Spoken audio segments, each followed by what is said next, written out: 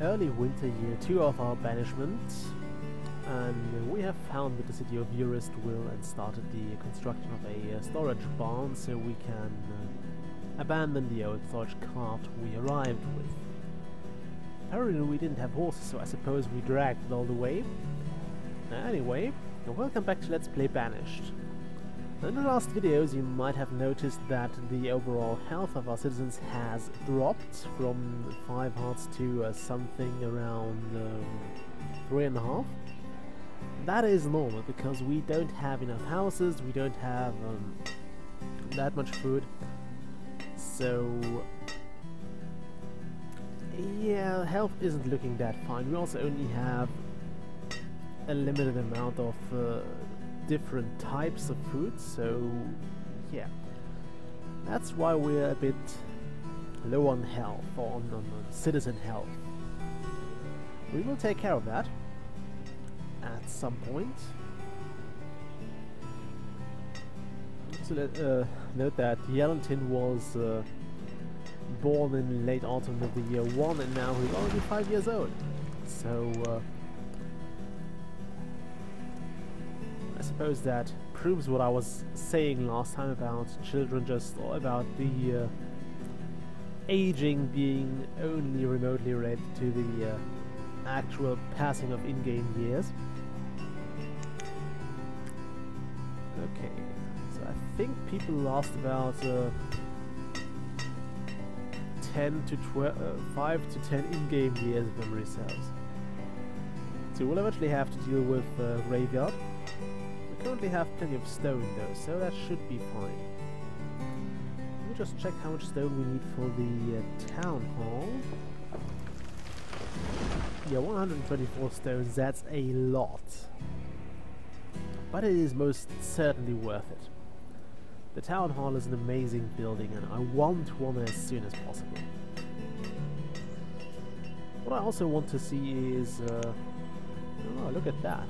We made a lot of food from here.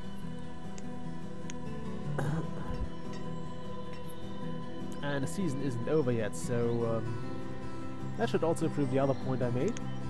That this is just way better than any other food production, well, except maybe farming. However, we currently don't have any seeds. Can I check that here? Do I need a town hall for that? I think I need a town hall for that. Yeah, that's pretty much a town hall. So the way you acquire seeds and stuff is you trade for them. So we need to, well, first of all you need to have something in excess. Because if you trade away like your last food reserves for seeds, you will have a very bad time because you will kind of be forced to get by for the rest of the year. Also, there is no money in this game, so every trading item will have a certain value assigned to it.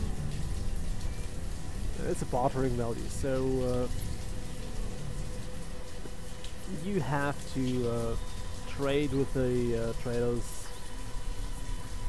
and everything is kind of has a certain value to it. Wooden, no, iron tools and stuff are very valuable. You can trade a lot for that. Whereas something like food is not that valuable. I mean, it is an awesome thing to have, but it's, as I said, not too impressive. It's not impressively valuable. You have to trade a lot of food for, example, seeds if the trader accepts that. Another thing we will trade soon enough is medicine. We'll actually do that very soon. Let's see, how much food does one house store approximately? I'd say about 400. We currently have that. Well, those guys are still stocking up, so reserves aren't going to be that great. I wish I could tell them to stop using that without making all the stuff unavailable. And I also hope this video is recording now. Although I do have a save game, so it's fine if even if it doesn't. It should, but it's okay if it doesn't. Also, I suppose it's time for another house. I'm still going with wooden houses here because I can afford those. And once we have that, then we will look into getting a school. Education is a big difference in the productivity of your citizens, so you want to produce educated people as soon as possible, and you want to provide education to your guys as soon as possible, although you don't need an educated teacher. So even if I let all my educated people die out, and then have somebody build a school and step up as teacher who is not educated, he will be able to educate the others. So I suppose we do have some books with us, or we brought them or something. Okay. I'm also going to leave this bit mostly alone. I'm going to squeeze a few more buildings in here. I'll try to leave that mostly as it is.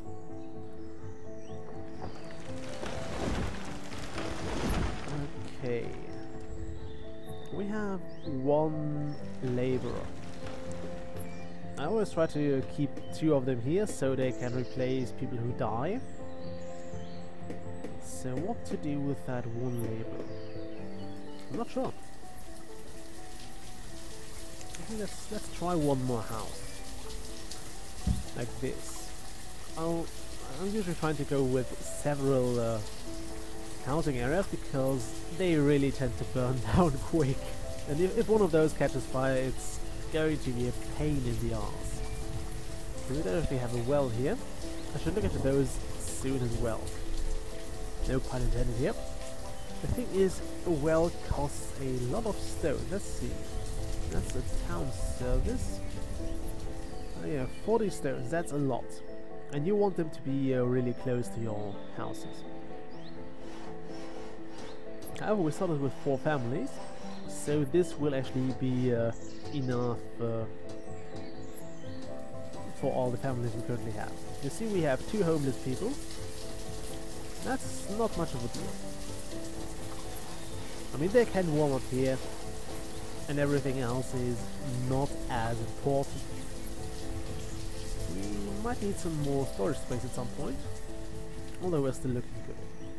We're using up stuff, so that's fine. What I want now is a school. The question is, where do I put it? Also, let's start freeing up some more space around here. That should do. And maybe this as well.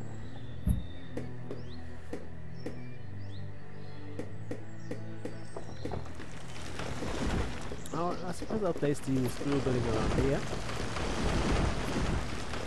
Turn that, yes. Also, while my builders are apparently not busy with building things, I'd like them to actually build a street around here. I don't know why I'm doing that. I just like having that as a kind of central plaza to, I don't know, walk around or something. I just think it looks nice to have all the buildings that actually require things from here, to have those nearby. Or all the buildings for absolute necessities, like the tool shop will be here soon as well. The thing is, I have to wait for more people because I can't really get far with the ones I have right now. I need more guys.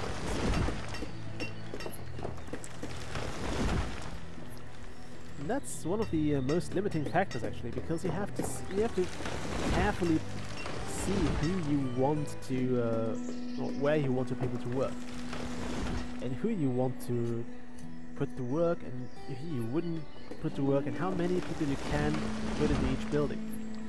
I mean, later on you have plenty of people, and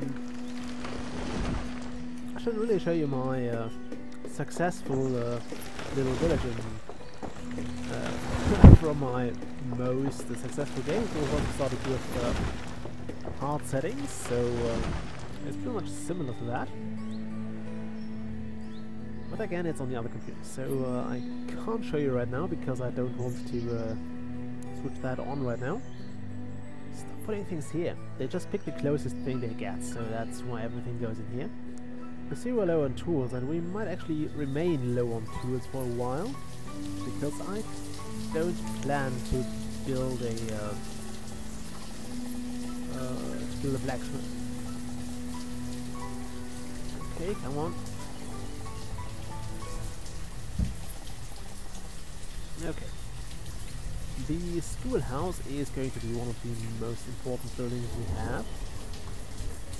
As I said, it drastically increases the production.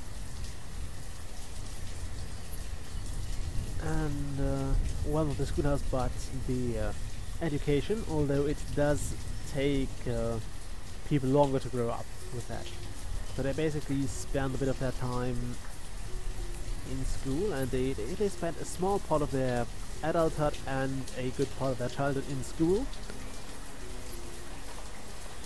and then they become educated workers.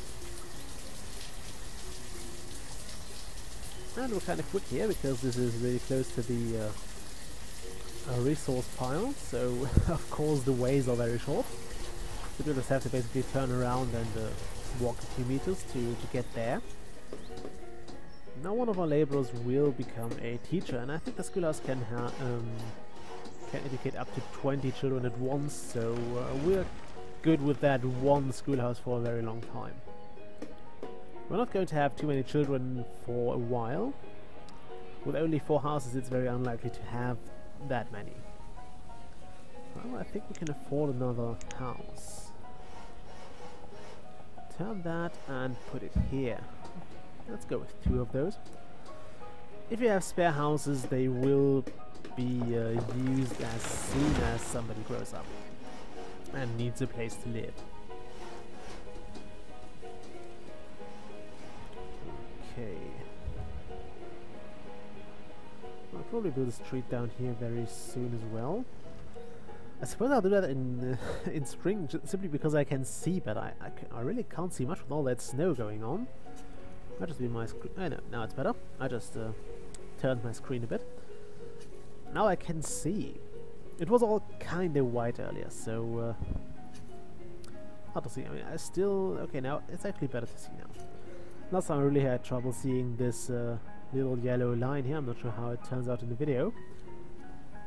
Oh look, Yellentin has become an adult and is working as a laborer now. That's because we didn't have a teacher. I completely forgot to do that. We need 1 teacher. Who is the teacher now? Kaylee. She is not educated. Visiting the herbalist, which we currently don't have. And she has an iron tool. I don't know how or which iron tool you need as a teacher. I can only speculate on that, but I'd rather not. So what we'll do now is we will build the herbalist. Herbalist? I don't know how you pronounce that. Okay, I want this to be right here. You see where I'm going with that? There will be a street coming from here to there, or going from here up there, but they will share the same street access, basically. Okay, the herbalist is good for medicine. He will also act as a kind of makeshift doctor, or medic, or physician. So people with smaller ailments will go to the herbalist and have that fixed. However, it's you will need a proper physician at some point. Namely, before you go with... oh, 0 students. All the children are too young to go to school yet. We'll have that soon. By the way, once a person has reached adulthood and started as a laborer, working as a laborer, you can't send them back to school. So even if you build a school in time, they will not go back. Once they started working, they will be working until they drop dead. There's also no pension status or something. You work until you drop. Quite literally. Although of course you may get some rest. By the way, you can check if a house has inhabitants if you check for smoke from the chimney. If there is smoke, there are people inside. If there is no smoke, the house is currently free. Also, yeah, Yellantine started working with 10 years. That's the lowest age possible for working here in the world of Banished. I do not endorse child labor at all.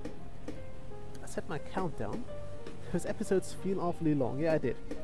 I have about 2 seconds left here. There we go. So this concludes this episode. I hope you're having a good time. Now, I certainly enjoy playing Banished again. I had a lot of fun with it back when it came out. But yeah, I'm glad I can record it now. I didn't actually put up any episodes yet. Simply because as I said, I kind of want to wait or want to see if this town turns out well, which it seems to be doing. The most crucial bit is the first year, or the first few years, because that's where you can really mess up. And if I had lost like a few people to starvation, then it all goes downward quite quick. Because you're missing those people later on. They can't procreate, they can't work, you have to wait for one of your children to grow up. People will get sad about the loss and all that stuff, so that's just how things go. Also, we'll probably build one more building here. I would be tempted to place a hunter's cabin here as well, but I don't think I can squeeze it in. Well, I could, but I don't want to use up too much of this very valuable forest space. So I suppose I'll only place a forester here, and then that'll be it. Also, one of you 3 laborers will become a herbalist.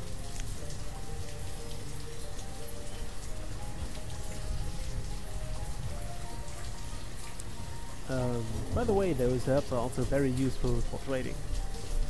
In fact, I think our first traders will be paid almost exclusively with those. Okay, good moment. There we go. Just cleaning my screen here. And I'll sign off this episode. I'll see you all next time. And yeah, bye.